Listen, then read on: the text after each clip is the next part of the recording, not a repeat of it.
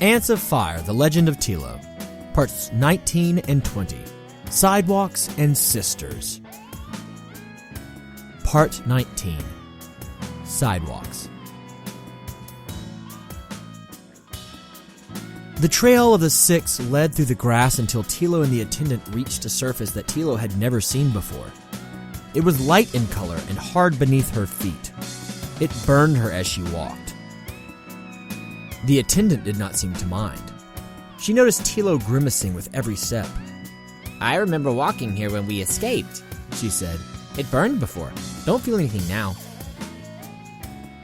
"What are we walking on?" "I don't know, but it didn't come from the earth." "Your speech is getting a little better, I think." "Practice." The ants were, in fact, walking on a sidewalk. It was the sidewalk that would lead them to the old abandoned building where the roaches and King were holding the queen. "Where did you learn to fight like that?" the attendant asked. "What do you mean?" "The way you fought that creature. The way you rescued me from that web. If you weren't trained with the rest of the soldiers, where did you learn to fight?" "I told you, my nurse taught me." The attendant started laughing. "What is so funny?" Telo asked. "A nurse teaching a soldier how to fight? Glad I hatched a queen. Easier. Wouldn't have bothered to try to train a soldier." "Why not?" "Not my place." Telo had been carrying the hurt of her nurse's final words. She said Telo was her greatest failure, that Telo had not turned out how she had hoped. Telo had always felt the distance between her and her nurse. She wondered why the nurse kept such a distance when they were the only family each other had. Telo thought her nurse was just cold, but the more the attendant spoke, the more Telo realized that maybe her nurse had just been preoccupied. It had to have been a daunting task to raise and train a soldier when her nurse didn't know how to be one herself. Telo wondered how many days the nurse spent scouring around their home looking for a fight, learning how to decipher an enemy's weaknesses and where to clamp down with her pinchers and where to jab with her stinger. Telo felt a new respect for her nurse.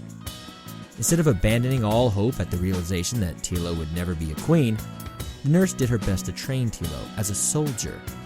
Her nurse couldn't hatch a savior, but she tried her best to train one. Telo and the attendant reached the point where the sidewalk ended and the brick wall of a building began. Telo had climbed leaves and blades of grass before, but she had never had to climb anything this huge and daunting. "Didn't take us long to get here," the attendant said. "I have never seen anything like this before. Anything this big." "Have to climb a wall. Get inside." The ants took their first steps forward and crept over the jagged edges of the brick wall. The brick was still warm, but it was cooler to the touch than the concrete had been. It was a welcome reprieve for Telo's feet. The gray grooves that separated each brick were an easier terrain for the ants to travel than the rough texture of the bricks themselves.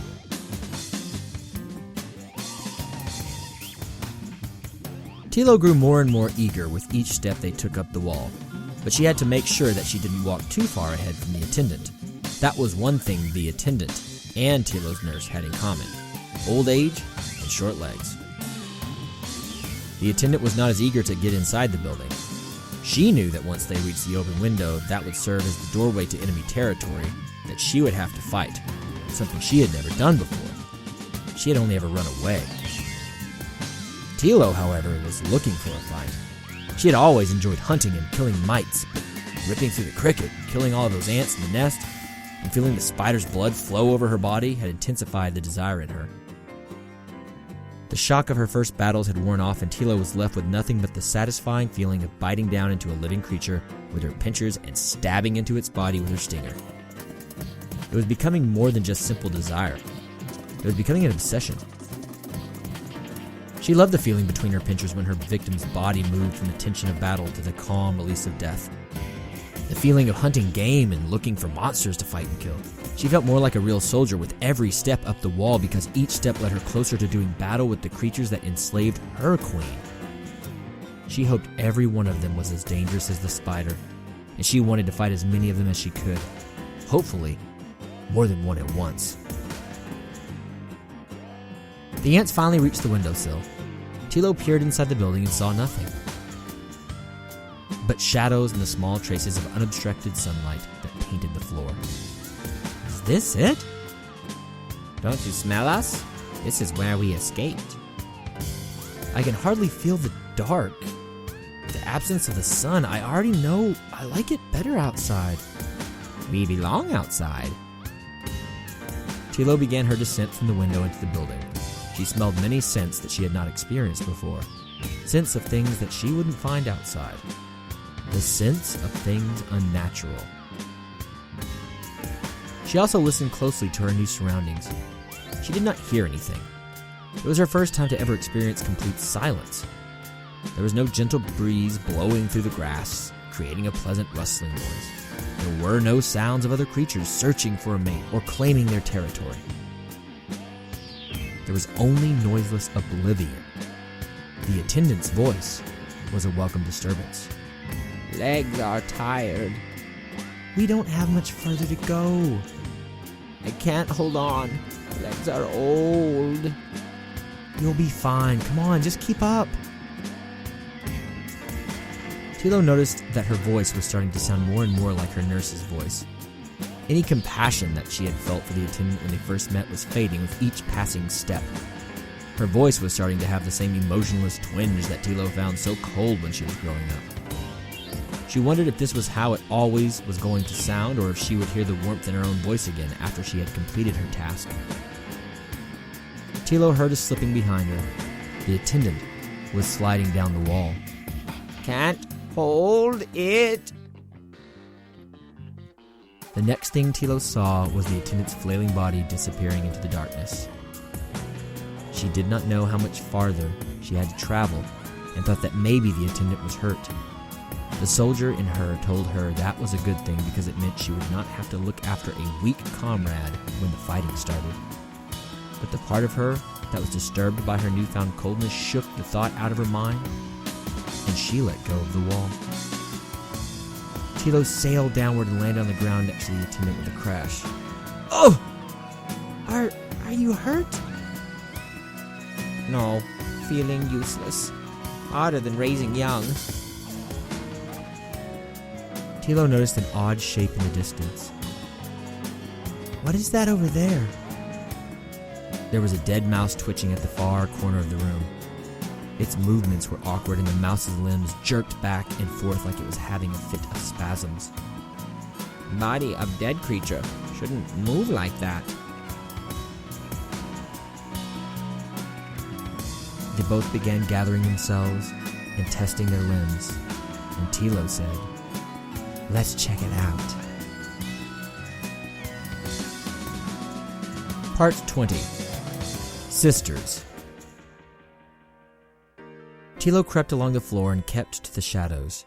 As she got closer, she saw tiny beings soaring all over the dead mouse, ripping pieces of its flesh and innards from its body and carrying them in a line to some place on the other side of the room. As Telo and the attendant got closer, the attendant began to cry. Mother! Mother? Shh, look, do you see our mother? No, what has become of her? Telo quickly realized what the beings were. They were ants, but they did not have the same healthy orange color of her nurse or the dark red tones of her own shell. They were a sickly pink color. Telo noticed the ants were all carrying pieces of the dead mouse in their pinchers. Her eyes traced the top of their heads. Everything the nurse had said was true. They had no antennae, no way of speaking. She also noticed that the ants seemed to have trouble walking, like they were unbalanced and top-heavy somehow. Then she remembered that they did not have any stingers, nothing to balance their bodies, no way to fight, just huge scars on their backsides where they had been maimed since birth so they could not fight their overlords, could not enjoy the feeling of a kill. All they knew was carrying the flesh of dead things. The attendant continued to sob. Telo looked around to see if there were any guards. There had to be someone around making the ants work and stay in their line. Just then, she saw an ant hobble out of line and drop her load on the ground. Her tired body fell to the floor and the ant lay on her belly motionless except for slight movements of her head. Telo heard loud scampering. Her eyes widened as she caught her first glimpse of the colony's rulers. A large roach was rushing to confront the tired worker. The roach was taller and larger than the cricket Telo had faced. It was faster and appeared stronger. Its shell was a dark shade of brown and looked to be thicker and harder than any armor she had seen. The parts of its mouth hung from its head like a small parasitic organism with multiple tentacles writhing and moving about as it tried to feed. The roach loomed over the worker ant. It spoke to the ant in a voice that vibrated through Telo's body. She could not understand what was being said, but Telo recognized the tone of a threat, no matter what language was being spoken. Perhaps they don't feel the need to try true communication with a creature that can't hear or speak, she thought. The roach shoved the worker ant and tried to coerce her to her feet. The ant slid across the floor. She struggled to get to her feet several times, but each time her tiny body crashed downward. The roach lost its patience and bit the worker ant's head off with its large, thick mandibles and spit it out next to the ant's broken, tired body. The attendant wailed louder at the sight of her sister being eaten. The worker ant's headless body flailed about all over the floor. The roach lifted its head and looked around the room, scouring the corners for the source of the wailing. Telo dove onto the attendant's back and pressed her face into the floor, trying to muffle the sound. The roach was cautious, though, returning to its original task. It placed one of its massive feet onto the ant's body to hold it still while it ate the rest of the corpse. Telo didn't feel any grief. She felt excitement. She was desperate to get into a fight with a roach, but she didn't want to fight just one. She wanted to be surrounded by an army of them. She wanted to be outnumbered so that every swing of her stinger and every bite with her pinchers pierced the shell of a roach.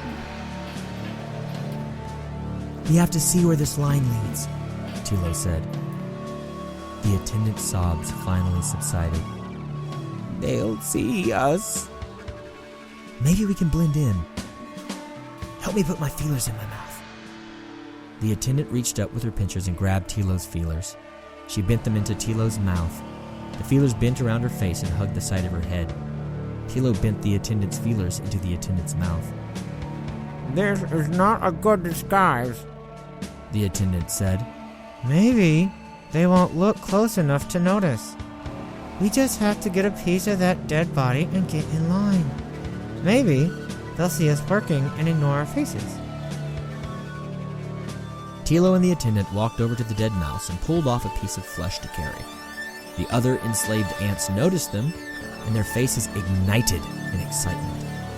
Telo worried that they would make a scene and draw attention, but they seemed to understand that Telo was trying to hide from the roach overseers. The ants continued working. "What if the line leads someplace bad?" the attendant asked. Telo's eyes narrowed, and she started to tremble with anticipation. "That's just where I want to be."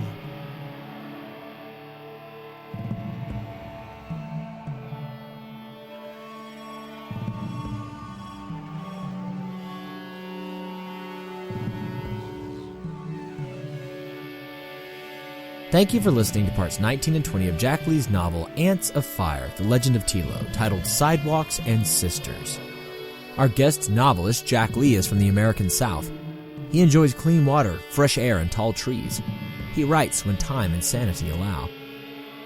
The musical track in the background of the story is from the Free Music Archive. The track is titled Hot Drop Potato and is by Jesse Spillane, off of his album, The Laundry Cycle. The track is being used under an Attribution 4.0 international license.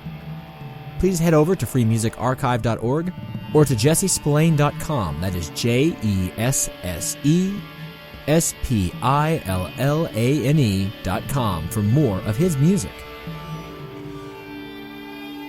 Well, that does it this week for Prose. I hope you enjoyed our journeys together.